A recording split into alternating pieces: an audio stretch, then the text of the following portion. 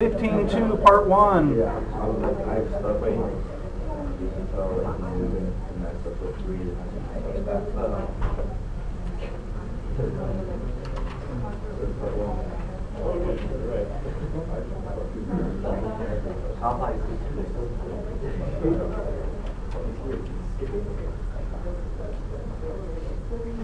we're going to talk about line integrals with scalar functions.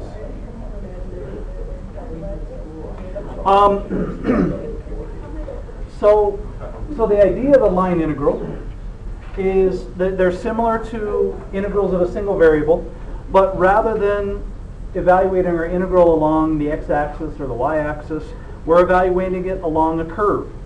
So really, we call them line integrals, but a curve integral or a path integral would be a more accurate description. So what we're talking about in two dimensions, when we're talking about a line integral, is we want to find the sum of some scalar function, and we're in the plane now, f of x, y,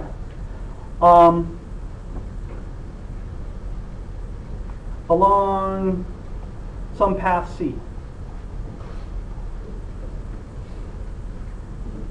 An example of a line integral, when we would use a line integral, would be if we had a wire, and this will show up in your homework. We have a wire that's bent in the shape of some curve, and it has a variable density function, density per unit length, and that function is a variable. And we want the mass of that wire, so we need to add up the densities along that little path.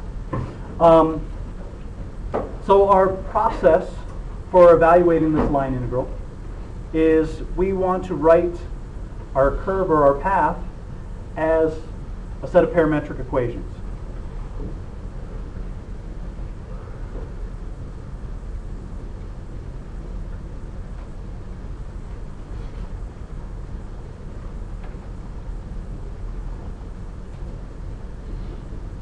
So that's going to be our first step, is we want to parameterize our curve. So we can write it as parametric equations, or we could write it as a vector function. So we're going to say that x, in this case, x equals x of t, where t is our parameter, and y equals y of t. So we come up with some parameterization for a curve, and a is less than or equal to t, less than or equal to b. So this is going to describe our curve, and we're assuming that C is smooth.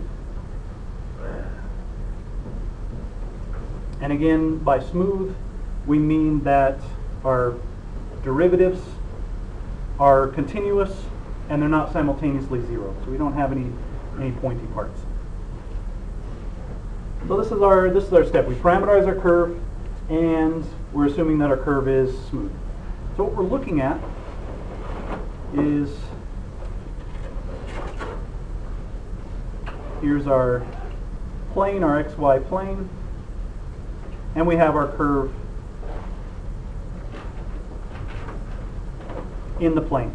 So this is our curve, and we're going to talk about several points. So here's point 0, point 1, point 2, and then we're going to talk about some arbitrary little interval in the curve, and we go out here to p sub n.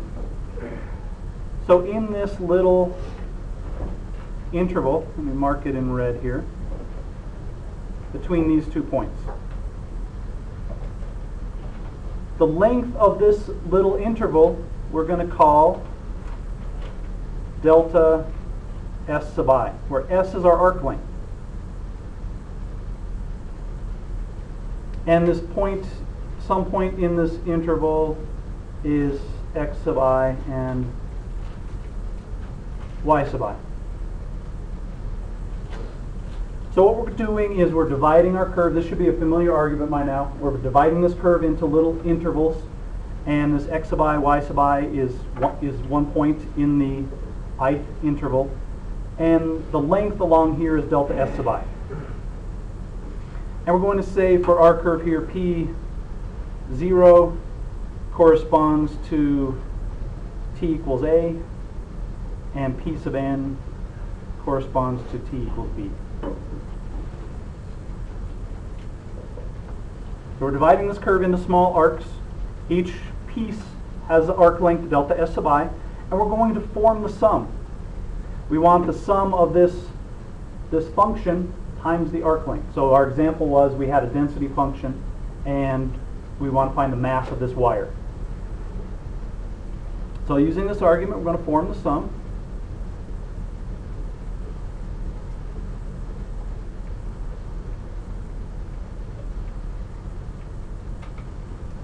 Summation I equals 1 to n of our function evaluated at x sub I, y sub I, times delta s sub I. So that would be the mass of this, if we're thinking of this as f, thinking of f as a mass, as a density function, mass per unit length, this would be the mass of that little section of wire. X sub I, y sub I is a point in this ith subarc, and we're going to take the limit.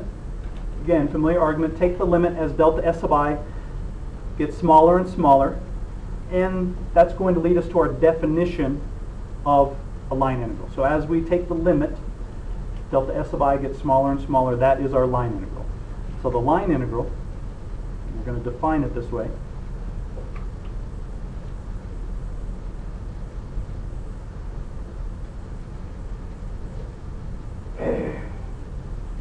Of f along C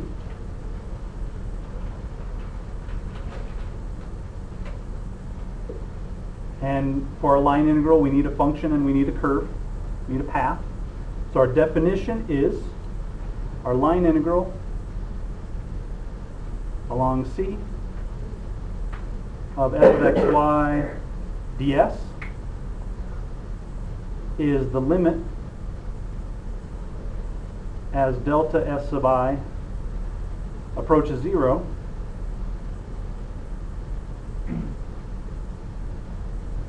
summation I equals 1 to n of our sum here.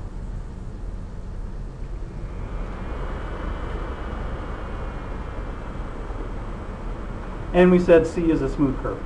So this is our definition of a line integral, this f of xy ds along our curve.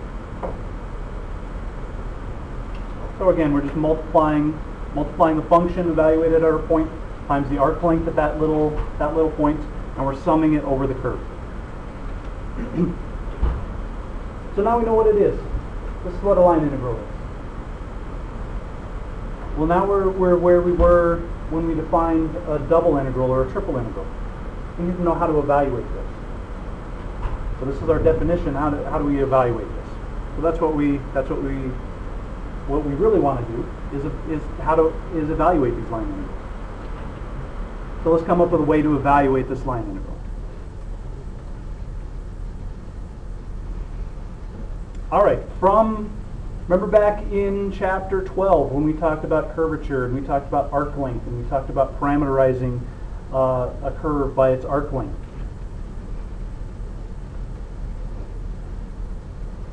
So I get to say recall. I love being able to say recall. Recall that ds is the magnitude of r prime of t dt. And this is going to be the square root of dx dt squared plus dy dt squared.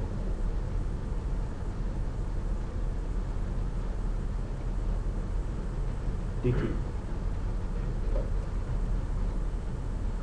So when we talked about arc length, curvature, unit tangent vectors, normal vectors, and all that, we came up with this idea. And we can show that if f is continuous, so we're using this expression for ds. So the integral along our curve of f of xy ds is going to be the integral from a to b of f, and we're going to parameterize our function the same using the parameters that we use for our curve. So f of x of t, y of t times the square root of dx dt squared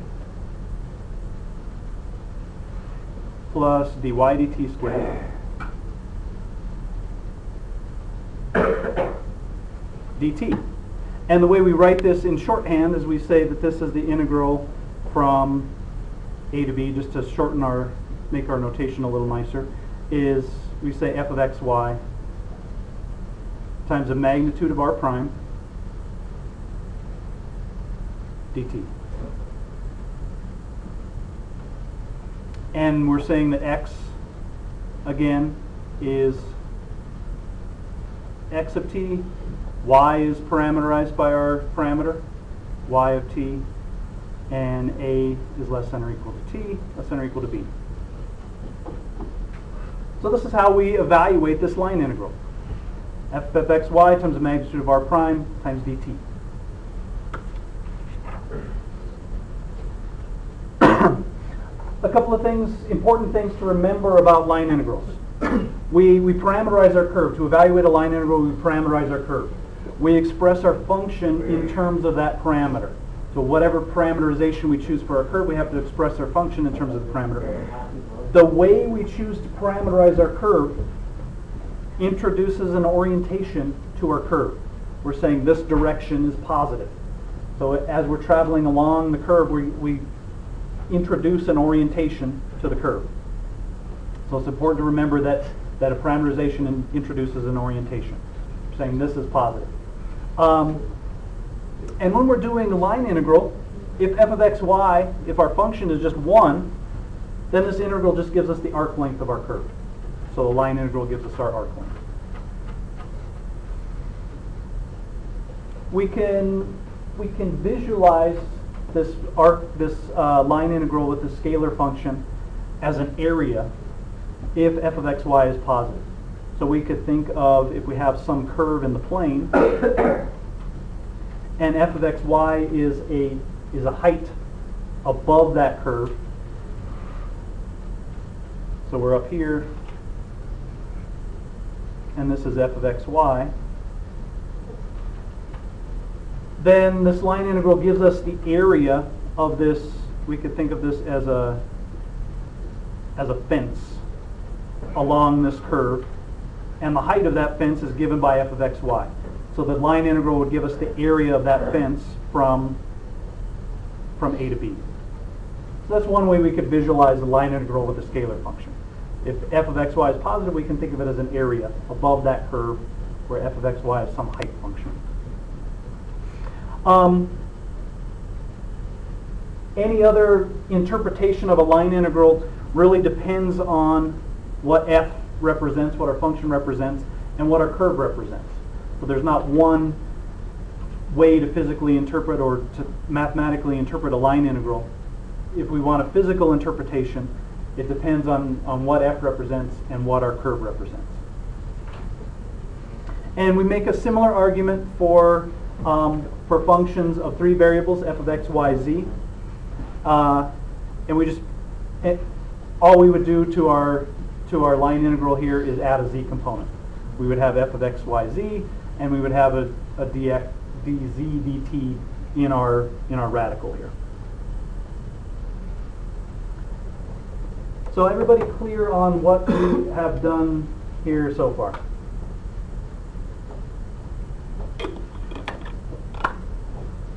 All right. These arguments also hold if C is piecewise smooth. So all of these arguments, we assume that C was a smooth curve. If we have a piecewise smooth curve,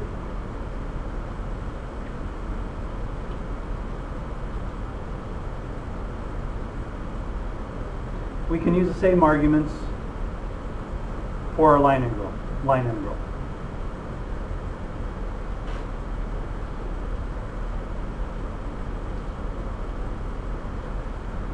And by piecewise smooth, I mean that we can express C as a union of smooth curves. So if C was something like this,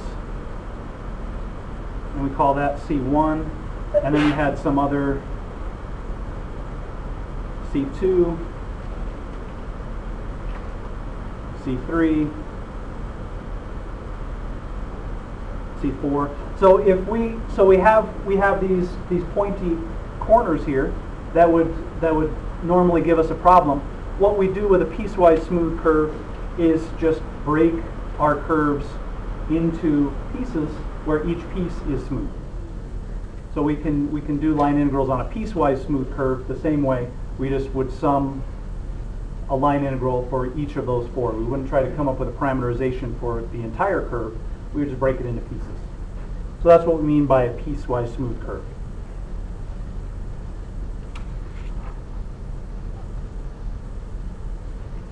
All right. So everybody good with the way we've defined line integrals? Any questions before we start talking about parameterizing curves and evaluating line integrals? All right, so we have done some parameterizations before, so I just want to really quickly talk about parameterizing some curves. So let's find a couple parameterizations.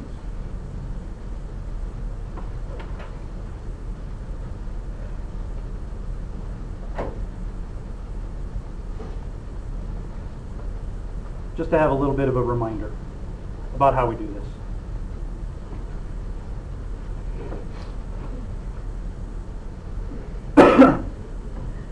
So we want to find a piecewise smooth parameterization.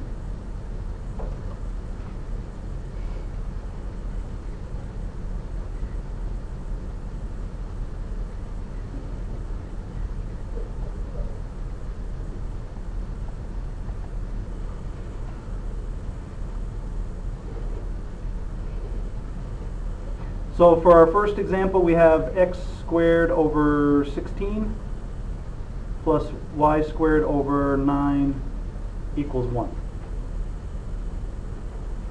So first off, what is this curve? An ellipse. All right, so let's draw a quick sketch here. Major axis, vertical or horizontal? Horizontal. So our ellipse looks something like this. Our center is at 0, 0. So there's our curve. So how do we want to parameterize this? We remember how to do this? X equals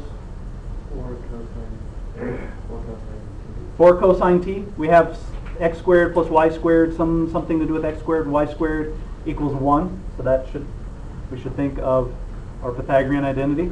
So Mehmet says x equals 4 cosine t, y equals 3 sine t, and we're going to say 0 less than or equal to t, less than or equal to 2 pi. And what is our orientation for this curve if we pick this parameterization? Clockwise or counterclockwise?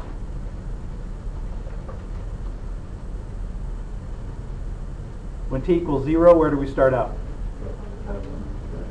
T equals 0, we start out here, and then we move up here to pi over 2. So our orientation is counterclockwise. So that would be a parameterization of the curve, and we would have a counterclockwise orientation.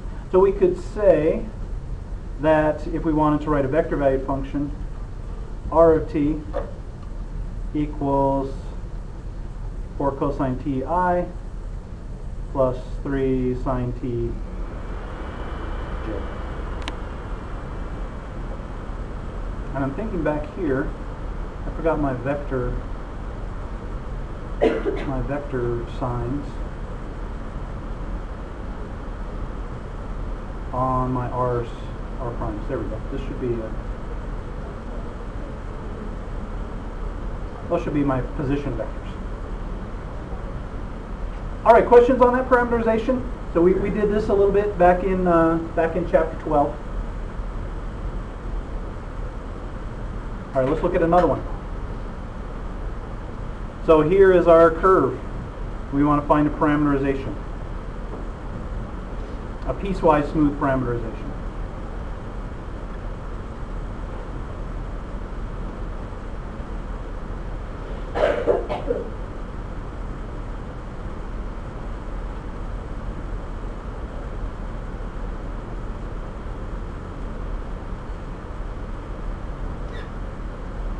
So this is y equals x squared. This is the point 2, 4. And this is, of course, y equals 4.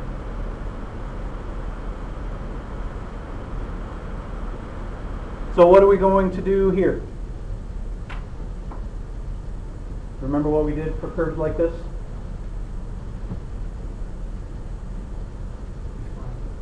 Piecewise. So we'll break it into 3 pieces. So let's call this C1, C2, and C3. So we'll have a piecewise parameterization here. So for C1, how do we want to parameterize C1? X equals t, y equals t squared, and we could say, what do we want? How do we want t to vary? 0 less than or equal to t, less than or equal to 2. How about for C2? X equals negative t, y equals 4. X equals negative t, y equals 4, and t is going to vary from 0 to 2. 0 less than or equal to t, less than or equal to 2. If we wanted to connect them, if we wanted this to go from start at 2 and go to some other time, we could adjust this. And for C3, So when t equals to x equals negative, or equals,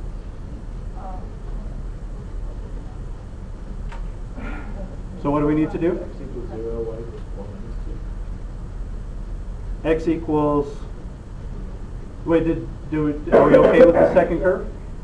We okay? Should be 2 minus t. Should be 2 minus t? Does that work? So x goes from, does that take us the right way? Yeah. X goes from 2 to 0. Okay. All right, for C3, the third curve, what do we want it to be? X equals 0, y equals 4 minus t,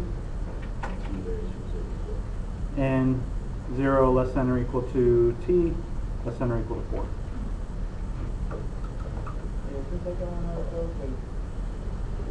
Y equals 4, when t equals 0, x is 2. Oh, so you're just starting t equals 0 at the top. Right. So we're just, for each one of these, we can come up with a different range of t. We could connect them and have this go from 0 to 2, and this go from 2 to 4 or whatever, and this goes from 4 to. We can do it that way. We would just make sure if we were doing our line integral, we would use the range of t's that we defined on each curve for our functions as well. All right, everybody good with that? So we did some of this in chapter 12, parameterizing these curves, coming up with piecewise parameterizations. All right, let's look at some evaluations of line integrals. So we want to evaluate the integral along C of 4xy ds. And this is how you'll see these problems presented. 4xy ds, where C is given by the position vector, r of t, equals ti plus 2 minus tj.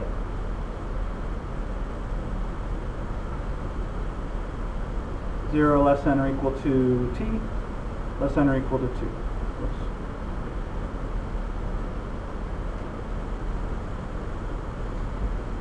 So there's our line integral. There's our curve. So how do we want to proceed? What are we going to do? What do we need to find to evaluate our line integral? We need to find the magnitude of r prime. So r prime here is what? I minus j. So the magnitude of r prime, square root of 2. So our integral, our line integral, the integral along c of 4xy ds equals the integral from 0 to 2 of 4. X is t, y is 2 minus t times r prime square root of 2 dt. So this is our integral. This one's not complicated. We just end up with polynomials. We can evaluate that. We end up evaluating this, and we get 16 square root of 3, or sorry, square root of 2 over 3. So this one, they gave us a parameterization of our curve. We have our curve parameterized. Find the magnitude of r prime, express our function in terms of the parameters, and then evaluate our integral over the limits.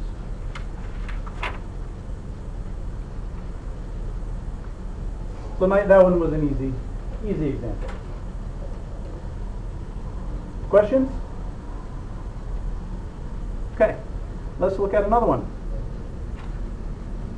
We want to evaluate the integral along c of x squared plus y squared ds.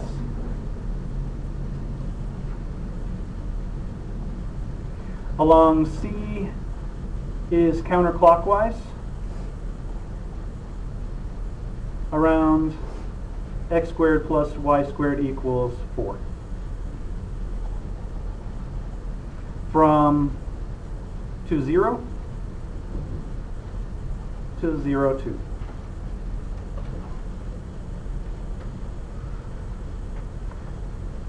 So it can be helpful when you do these to make a sketch of your curve. So we have the circle x squared plus y squared equals 4. So we're going to have a circle like that. And we're evaluating this from 0 to 0, 2. So this is our curve, and we're going counterclockwise.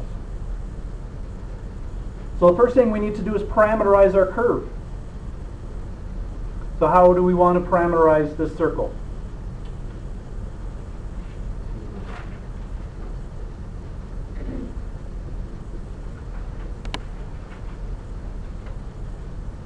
X equals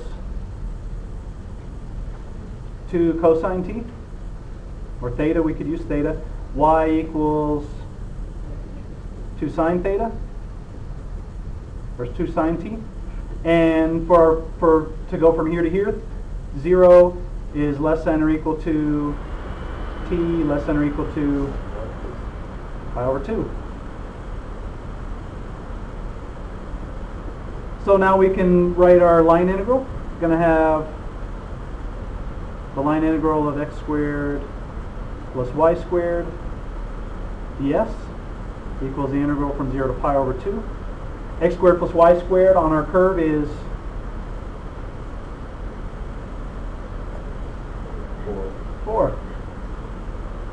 4 times the magnitude of r prime. What's the magnitude of r prime?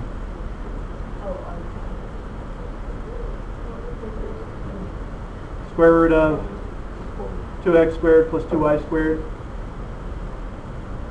Magnitude of r prime is 2. So 4 times 2 dt, and we just end up with 4 pi.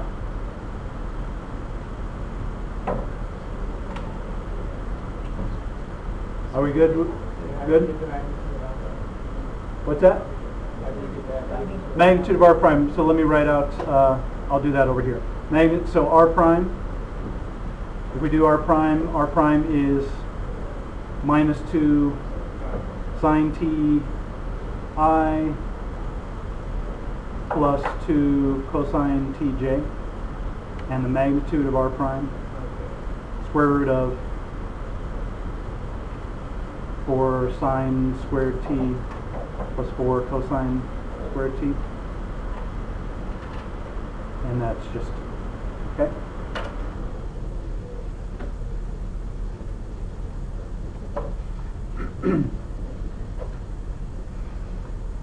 All right, are we good so far?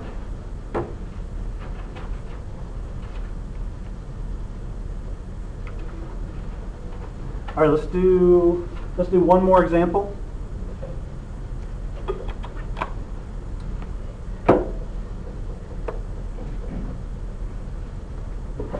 Okay. So we want to evaluate the integral, line integral along C of x plus 4 square root y ds, where C is the line from 0, 0 to 3, 9. So we need a couple of things. One, we need to find a parameterization for our curve, and then we need to express our function f of x, y in terms of that parameterization. So, quick sketch of our curve. We go from 0, 0 to 3, 9. So how could we parameterize that curve? X equals t, y equals 3t. So the equation of this line is y equals 3x. So we could say for our parameterization, x equals t and y equals 3t, and t is going to vary from less than or equal to 0, less than or equal to t, less than or equal to 3. So there's our parameterization. So our curve, so we're going to say r of t is ti plus 3tj. R prime, we need the magnitude of r prime, so r prime is just going to be I plus 3j, and our magnitude of r prime is square root of 10.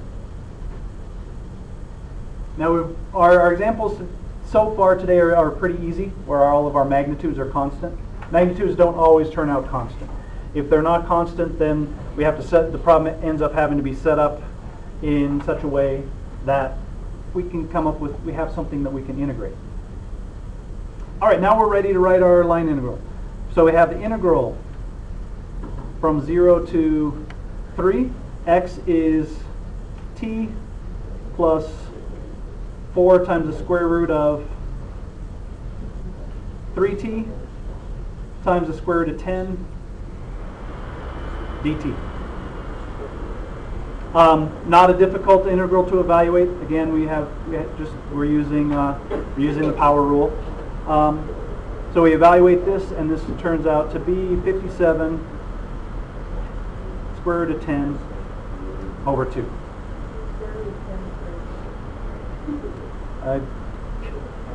It should be 10. I was thinking of the 2 that goes in the denominator.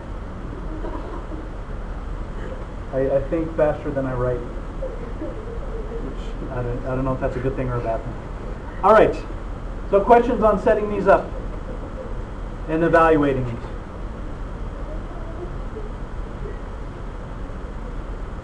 I don't want to. All right, never mind. So if we had a piecewise smooth function, so if we had some other parts of this, we would just parameterize each piece of our curve, and then we would have, if we had three curves, we would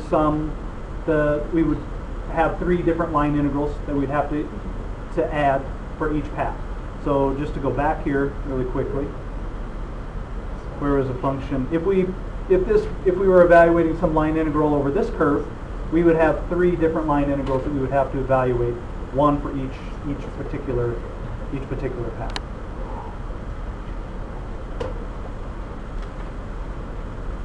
All right, so questions on line integrals with scalars. So what we will do on Thursday is talk about, this is where it starts getting interesting, we're going to talk about line integrals with vector functions. So then we can talk about work done along a curved path. We can talk about some other interesting things. So Thursday is going to be line integrals with vector functions.